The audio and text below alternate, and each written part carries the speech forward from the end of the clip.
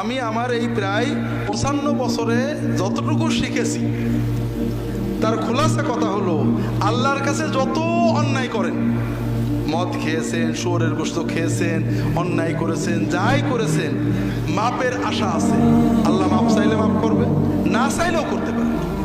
কথা বুঝতে পেরেছেন? আর একটা গুনাহ আল্লাহ মাপ না চাইলে মাপ করবে না, তওবা পুরো করলে সেটা হলো শিরকের গুনাহ। আর একটা গুনাহ আল্লাহ মাপ চাইলেও পুরো মাপ করবে না, সেটা হলো বান্দার হক, মানুষের ক্ষতি করেছেন। কথা বুঝতে পেরেছেন? এই জন্য ভাইরা, আপনার দ্বারা যেন কোনো মানুষের ক্ষতি না হয়। আমরা এখানে যারা আছি সবাই কিন্তু দুর্বল পার্টি, মানুষ খুন করা, মেরে ফেলা, জমি কেড়ে নেওয়ার ক্ষমতা আমাদের নেই, ঠিক না? কিন্তু আমরা কিছু অন্যায় করি খুব ভয়ঙ্কর। তার ভিতরে একটা হলো গীবত করি। কি করি? গীবত সত্য কথা না মিথ্যা কথা? আমি মাঝে মাঝে প্রশ্ন করি ঠকানোর জন্য, এটাও কিন্তু সেই জন্য। গীবত আসলে শতভাগ সত্য কথা, মিথ্যা হলে সেটা গীবত থাকে না, সেটার নাম হলো অপবাদ। মিথ্যা হলো অপবাদ। আল্লাহ রাসূল সাল্লাল্লাহু আলাইহি ওয়াসাল্লাম বলছেন, আতাদরুনা মাল গীবা? ক্বালু আল্লাহু ওয়া রাসূলুহু আ'লাম। ক্বালা যিকরুকা আখাকা বিমা ইয়াকরাহু। ক্বালু ইয়া রাসূলাল্লাহ রাআইতা ইন কানা ফি আখি মা আকুল। ক্বালা ইন কানা ফি আখিকা মা তাকুলু ফাকাদ ইগতাবতা ওয়া ইন লাম ইয়াকুন ফিহি মা তাকুলু ফাকাদ বাহাত্তা আও কামা ক্বালা সাল্লাল্লাহু আলাইহি ওয়াসাল্লাম। রাসূলুল্লাহ সাল্লাল্লাহু আলাইহি ওয়াসাল্লাম সাহাবীদের বলছেন, তোমরা জানো গীবত কি?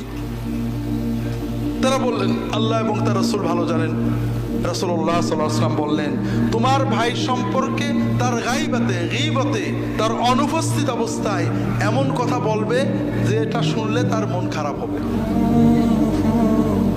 সাহাবীরা প্রশ্ন করলেন যে ইয়া রাসূলুল্লাহ, এইরকম জিনিস যদি তার সত্যিই থাকে? রাসূলুল্লাহ সাল্লাল্লাহু আলাইহি ওয়াসাল্লাম বললেন, যদি সত্যই এরকম জিনিস থাকে তাহলে সেটা গীবত, আর যদি মিথ্যা বলো সেটা অপবাদ। তাহলে গীবত হওয়ার জন্য দুটো জিনিস শর্ত, একটা হলো সত্য হতে হবে, আর একটা এমন কথা যেটা তার পিছনে বললে সে শুনলে তার খারাপ লাগবে, কষ্ট পাবে। কথা বুঝতে পেরেছেন? আর অপবাদের কথা একটু পরে যাচ্ছি।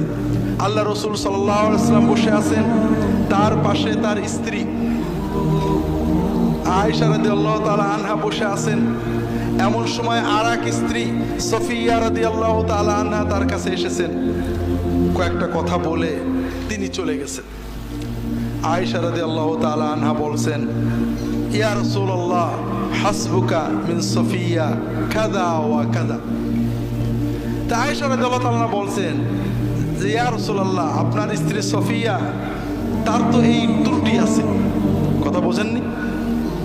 কথা বুঝতে পেরেছেন? আয়েশা সত্য বললেন না মিথ্যা বললেন? সত্য বললেন। সফিয়া চলে যাওয়ার পরে আয়েশা একটা সফিয়ার সত্য দোষের কথা বললেন যে আপনার স্ত্রী সফিয়ার এই দোষ আছে। আয়েশা রাদিয়াল্লাহু তাআলা আনহার এই কথা শুনে রাসূলুল্লাহ সাল্লাল্লাহু আলাইহি ওয়াসাল্লাম বললেন, ইয়া আয়েশা লাকাদ কুলতি কালিমাতান লাউ মুজিজাত বিমাইল বাহরি লামাজাজাত।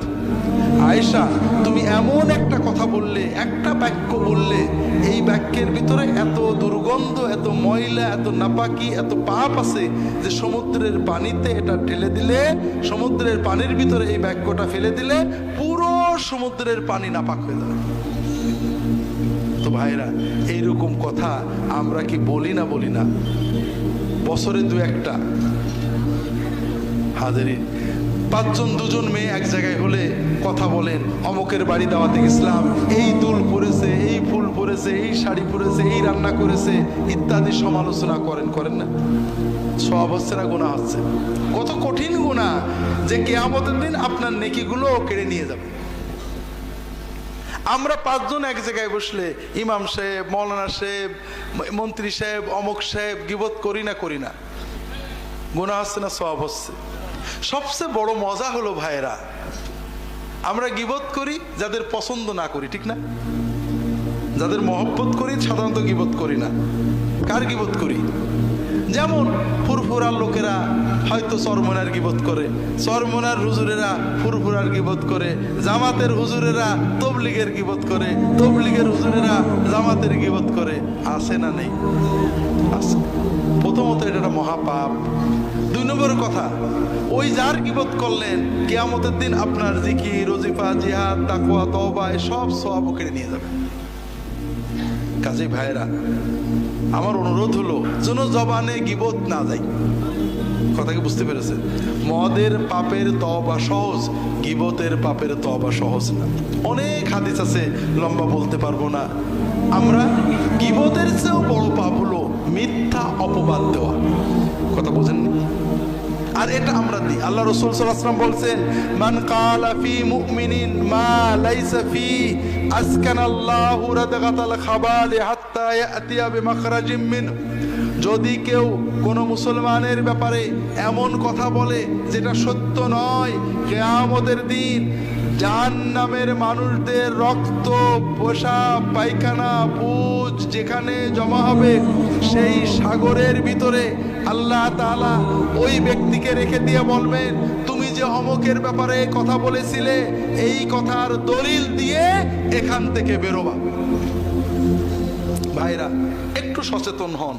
আমরা কি না বলি, বিশেষ করে যারা ইসলামী আপনারা এখানে আছেন, এক দল আর এক দলের বলি ও হলো ইহুদি খ্রিস্টানের দালাল, ও হলো আমলিগের দালাল, ও হলো কি বলে বিএনপির দালাল, ও নাকি অমুকের কাছে টাকা খায়, ও সৌদি আরবের টাকা খায়, ও ইন্ডিয়ার টাকা খায়, ও অমুক দলে চলে গেছে। এই সব কথা বলি না বলি না? কিয়ামতের দিন আল্লাহ তাআলা আমাদেরকে বলবেন দলিল দিতে পারবেন তো? দুনিয়ায় দেখেন, কেউ যদি বলে অমুক লোক আমেরিকার দালাল, অমুক লোক ইন্ডিয়া থেকে টাকা খায়, আপনি তাকে বলবেন তুমি কসম করে বলো তো আমি যেটা বলেছি সত্য। যদি অমুক লোক ইন্ডিয়ার টাকা না খায় তাহলে আমার বউ 3 তালাক।